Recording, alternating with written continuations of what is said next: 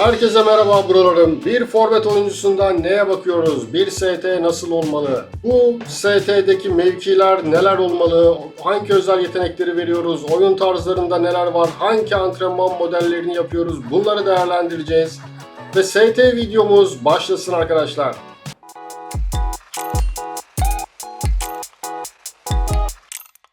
Evet buralarım. Şimdi ST'mizi şöyle bir alalım. Düz bir ST. Öncelikli olarak bu ST oyuncumuzda hangi mevkilere bakıyoruz? Yani hangi şeyler, özel yetenek yani beceri kısmında ben kendimce hangi şeylere bakıyorum ona değineceğiz. Öncelikli olarak buna bakalım. Siz de bu şekilde bir ST'niz için sizin için önemli olan ne? Ben mesela birinci sıraya şutu, bitiriciliği koyuyorum. İkinci sıraya pozisyon almayı ve hızı koyuyorum. Benim için ST'de aradığım özellikler. Yani üçüncü sıraya yaratıcılık ve top sürme olmalı bence. Ve dördüncü sıraya da güç ve kondisyon kesinlikle olmalı. Benim ST'mde aradığım, santraforumda aradığım özellikler, beceriler öncelikli olarak bunlar. Şimdi bunların hangisi koyu gri değil buna bakıyorum. Burada da ilk dikkatimi çeken AMC ST pozisyonunda bunların hepsi açık gri. Yani koyu gri açık gri dengesine de dikkat etmek gerekir. Şimdi bu oyuncuya öncelikli olarak ST vermeden önce bir özel antrenmanla beraber tüm bu becerileri arttırma yöntemine de gidebiliriz. Böylelikle öncelikli bir kendi istediğimiz beceriler bir artsın. Ondan sonra oyuncuya mevki vermek veya özel yetenek vermek daha mantıklı olacaktır buraların. Ben ST'mde yani AMC ST benim için uygun bir pozisyonda. Tabii ki siz belki farklı özellikler istersiniz veya maç içerisinde farklı diziliş isterseniz eğer şöyle de bir tablo yaptım. Bu tablodan da şeyleri seçebilirsiniz. Hangi mevkilerde neler koyu gri kalıyor? En basit, en kestirme yoldan böyle görebilirsiniz. Burada da yani bu üçlü mevkilerde hangisini tercih edersiniz bilmiyorum ama benim tercihim yani AMC olur çünkü AMC olur. Çünkü oyuncuyu belki orta sahada da kullanabilirim. Orta sahayı kalabalık bir formasyona çevirebilirim. Ve koyu grilere de baktığımızda sadece 2 tane kalıyor. Böylelikle oyuncu yaklaşık bir 8-10 sezon böyle verimli bir şekilde kullanırım. Şimdi arkadaşlar oyuncuya böyle beni biliyorsunuz zaten ben altyapı menajeriyim. Yani burada kendi forvetimden örnek vereceğim size. Kendi forvetimde mesela şu anda kaç yaşında? 27-28'dir. Burak Yılmaz yaptık onu. Tisigal koydu. Yani 27 yaşında şu anda. Şu anda buraların bu oyuncu 27 yaşında ve bu oyuncunun becerilerine de baktığımızda gayet üst seviyede. Formu da güzel tutuyor. Tabii ki buna üçlü mevki verdim. Sıralamaya da dikkat ederseniz önce ST, sonra AMC, en sonunda MC vermiştim. Bu oyuncumdan aşırı derecede memnunum ve 27 yaşında buraların. Yani ben bu oyuncuya kaç 9 aydır, 9 sezondur bu oyuncuyla beraberiz. Artık sıkılmaya başladım. Zaten önümüzdeki sezonda son olacak. Tabii istatistiklere de baktığımızda muazzam bir istatistiği var. Ortalama yaklaşık 2 golün ortalaması üstünde. Yani maç başı ortalama 2 gol atıyor. Bu da benim için bence süper oyuncu. Hani siz mutant falan diyorsunuz ya arkadaşlar ne mutantı yani. Bu oyuncuya mutant dedik diyelim. Yani hadi bu oyuncuya mutant dediniz diyelim. Yani ben mutant kelimesine çok anlam veremiyorum. Mutant dediniz bu oyuncuya. Şu oyuncuya ne diyeceksiniz? Çok merak ediyorum. Şu oyuncuya ne diyeceksiniz o zaman? Evet şu oyuncuya. O mutantsa bu ne? Kafadan biri uydurmuş bir şey mutant diye. Mutant geziyorsunuz. Mutant diye bir şey bence yok arkadaşlar. Hatta buna mutant dedik diyelim. Yani hadi şu oyuncuların özelliklerine bakar mısınız arkadaşlar? Bunların hangisi mutant? Yani nasıl olacak yani? Benim için oyuncuda özellikle dikkat ettiğim mutant mıdır değil midir kısmı yani mutanta katılmıyorum ben de zaten. Yani özel süper oyuncu mu, Galacticos oyuncu mu yoksa muazzam oyuncu mu gibi bence etkili oyuncu mu? Buna en rahat şuradan bakıyorum ben. Gol ortalaması kaç bu oyuncunun? Yani şunları bir topluyoruz kulüp gollerinden, kulüp maçlarından topluyoruz. 250, hadi buna da 115 diyelim, 350. Buraya da 100 diyelim. 450 maça çıkmış bu oyuncu. 450 maçta kaç gol atmış? 530, 180 daha 710, 150 daha 960, 860 falan. Yani toplamda ortalama 2'ye yakın. 2'ye yakın bir gol ortalaması var. Bu da bu oyuncunun gayet iyi bir oyuncu olduğunu, ortalama yani normal takım için iyi bir oyuncu, süper bir oyuncu diyemiyorum. Çünkü bu gözler 3 gol ortalaması olan oyuncular da gördü. Golcüler de gördü ve muazzamdılar gerçekten hepsi. Bu yüzden siz de mevkilerde, ST'nizde nelere dikkat ettiğinizi iyice belirlemeniz gerekir. Benim dediğim gibi şut bitiricilik, pozisyon alma, kafa vuruşu, hız, yaratıcılık, güç ve kondisyonlara dikkat ediyorum buraların. Siz de bu şekilde dikkatlerinizi yaparsınız, çekersiniz, ona göre ayarlarsınız. Gelelim bunun antrenman modelini de değineceğim şimdi. Biz şimdi ben bu oyuncuya AMC verdim. AMC ST oldu bu oyuncu. Yani ikili mevki benim için ideal. Tüm kondisyon anlamında bir tek kondisyonu da açılıyor. Koyu grileri açık kalıyor. Maçta da güzel form tutar. Benim için gayet ideal. Şimdi bu oyuncuya bir de ne verelim? Hadi oyun tarzı verir. Ya oyun tarzı verelim. Evet, oyun tarzına gidelim. Bu konuda bir anket de yaptım ama fırsatçıyı eklemeyi unutmuşum ankete. Sadece sahte 9 ve hedef adamı eklemişim. Şimdi şuna baktığımızda arkadaşlar, yani sahte 9'a baktığımızda top sürme konusunda yetenekli diyor ya.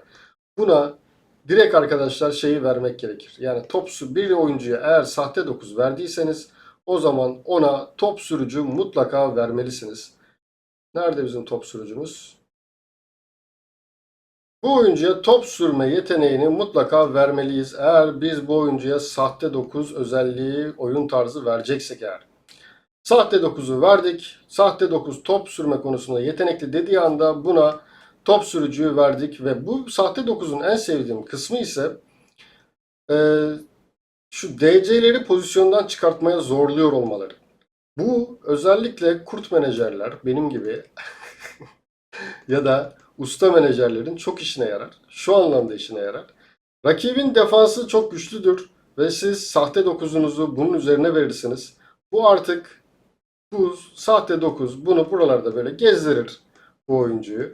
Böylelikle arkadan gelen AMC veya ST'lere, AMC veya AMR'lere şuralardan muazzam boşluklar bıraktırır ve çok güzel goller arttırırlar. Güzel etkili olurlar.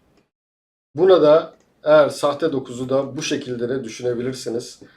Fırsatçı verirsek eğer, fırsatçıda da forvetin gol atmak. Gol atmak dediği için buna direkt birebir golcü veya gizli forvet olabilir. Direkt bunu aklında tutmak lazım. Her zaman rakibin savunma hattının uçlarında bekler. Ceza sahasının içinde bulutlu toplar tehlikeli olur. Bence buna ikinci bir yetenek gizli şey de verilebilir. Gizli forvet de verilebilir ki bence çok güzel olur. Gizli forvet fırsatçıya çok yakışıyor. Geldik hedef adama. Hedef adamda verebilirsiniz ama hedef adamda ya özellikle bu adamlar ayağında topu çok güzel tutuyorlar.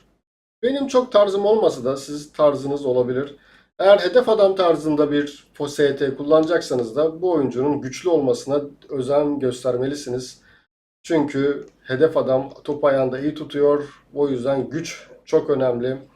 Pozisyon almada önemli ki şey olmasın, hatta kafa vuruşunu da üzerinde çalışabilirsiniz. Buna bir de pas verme özelliği çalıştırırsanız hedef adama bu da çok güzel asistler yapacaktır. Eğer çiftli forvet düşünseydim ben takımımda ikinci forvetim mutlaka yani hedef adam olur muydu? Olurdu. Hatta şöyle de yapabiliriz. Yani AMC ben genelde engançeciyim ama hadi bunu AMC'de oynattık diyelim. İkinciye de fırsatçıya koyduk. Şu tam bir bence ölüm bir şey attı. Hücum attı. Hem sahte 9 hem fırsatçı hem hedef adam. Muazzam bir uç ölüm attı resmen. Hedef adam topu tutar, fırsatçı boşlukları değerlendirir. Sahte 9 hatta şöyle yapalım. Niye biz AMC düşünüyoruz ki yani? Şöyle olsunlar tamamen. Hatta şu sahte 9'u da rakibin güçlü defansının üstüne salacaksın.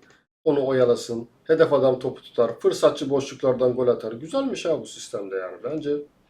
Tabii bunların da özelliklerine göre çalıştırmamız lazım. Az önce değindiğim özelliklere göre. Şimdi burada da benim tercihim ise şeye geçelim biz. Benim tercihime geçelim. Onu konuşalım. Benim tercihim ise burada sahte 9 olacak. Sahte 9 olduğu için forvette Ona top sürme yeteneği veriyorum. İkinci özel yetenekte ise ya biri bir golcü, pardon, sahte 9'a biz top sürme veriyor muyuz ya? Evet, top sürme konusunda yetenekli diyor. O yüzden top sürme kesinlikle vermeliyiz. İkinci özel yetenek birebir golcü olabilir de birebir golcü de çok kaçırıyor ya. Yani kaleciyle karşı karşıya, yani fuzuli yere bir action oluyor yani. Başka bir numarası yok bence. Ama birebir golcü de olması lazım. Veya gizli forvet o zaman da çok etkisiz kalıyor, sönük kalıyor. Eğer premium sponsorluklara şey de olabilir, frikik ustası da olabilir. Sonuçta tek bir forvet kullanacaksınız. Şutu ve bitiriciliği yüksek olacak. Frikik ustamız şurada. Frikik ustası da verilebilir. Bunlar siz oyun kendi tarzınıza göre değerlendirebilirsiniz buraları. Bir ST oyuncusunun oyun tarzı, mevkileri, benim aradığım özellikler tarzında bu şekilde değerlendirdim. Bir de buna antrenman yaptıralım, antrenman modeli de yaptıralım. Ben kendi yöntemimce, yani ben ne dedim? Birinci sırada bitiricilik şut var. Ona göre bir antrenman modeli yaptıralım. Burada değinelim. Burada da kondisyonunuza dikkat etmeniz gerekiyor yeşillere. Ben her ay benim bir balansım var. Yani şu yeşilleri binde tutmaya çalışıyorum. Hadi maviler önemli değil. Kırmızılar. Şu anda reklamlarla kırmızı izliyorum aslında. Kırmızıları da bine çıkartmak istiyorum. Ne yapacağım bunları bilmiyorum ama işte çıkartıyoruz öyle yani. Halbuki harca yani ama harcamıyorum. Gelelim antrenman kısmına. Düz bir ST'miz var. Bu arada şu oyunculara talip olan olursa alabilirler arkadaşlar. Bunları 8-10 yetenek alıyor her idmanda. Öyle diyeyim ben size yani. Mesela düz bir ST'miz var. Yeşilimiz de gayet iyi. Ben kendimi de şuradan bir gizleyeyim.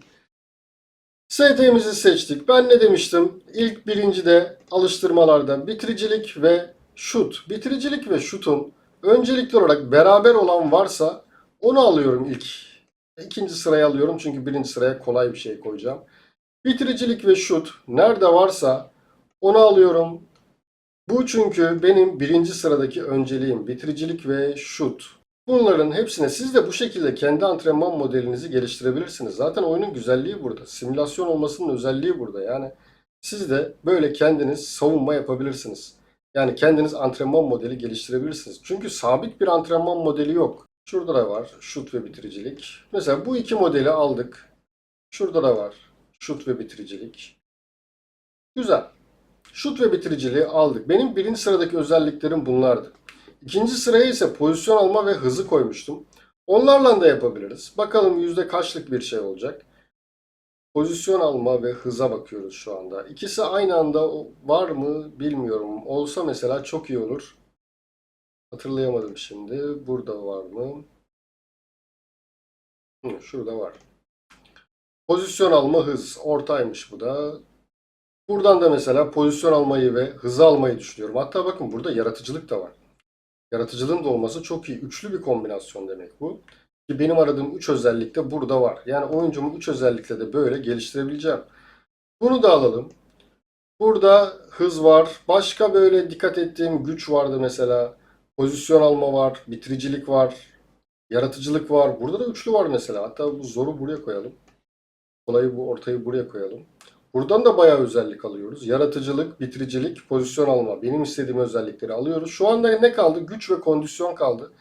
Güç ve kondisyonun da beraber olduğu bir antrenman modeli. Bunları isterseniz tek tek de yapabilirsiniz. Yani o da şu güç ve kondisyon.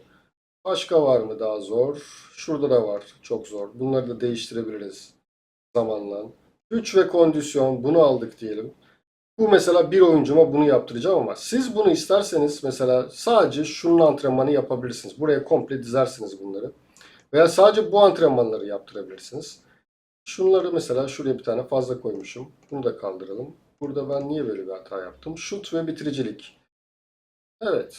Şut ve bitiricilik. İşte şurada var. Kanat oyunu. Onu da almışız zaten. O zaman ne kalmıştı? Yaratıcılık. Top sürmeyi almadık mesela. Şu slalom top sürme. Hız da var burada mesela. Hız da benim önceliğimdi. Kondisyon da var. Güzel. Bunu almış olalım. %15'lik bir kondisyon. Bu da %6 iyileştirmede yaklaşık 3, 6, 9 saatte kondisyonu yenileceği anlamına gelir. Eğer serbest bırakırsak oyuncuyu. Siz de bu şekilde kendiniz full time dizebilirsiniz oyuncunuza. Böyle analiz yapabilirsiniz. Böylelikle bu oyuncuyu kendi istediğiniz seviyeye getirebilirsiniz zamanla. Yani biraz sabır işleri. Mesela bu oyuncuya ben bir tane ST'mi seçtim. Hem de genç de bir ST.